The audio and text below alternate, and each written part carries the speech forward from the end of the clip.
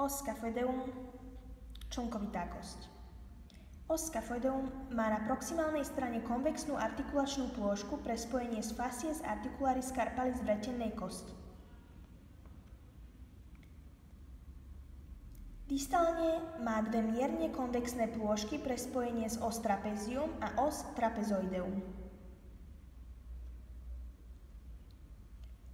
Na ulnárnej strane člnkovitej kosti sú dve plôžky. Výrazne konkávna pre sklbenie z os capitatum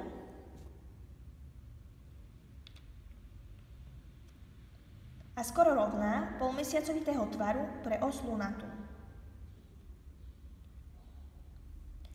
Os scaphoideum sa spomedzi karpálnych kostí najčastejšie láme, väčšinou kolmo na svoju pozdĺžnú os, pretože práve uprostred je táto kostička najviac zúžená. Komplikáciou môže byť nekróza proximálneho fragmentu alebo môže vzniknúť pseudoartróza. Fraktúra osy scaphoidei vzniká väčšinou nepriamym mechanizmom, pádom na dlaň pri extendovanej hornej končatine.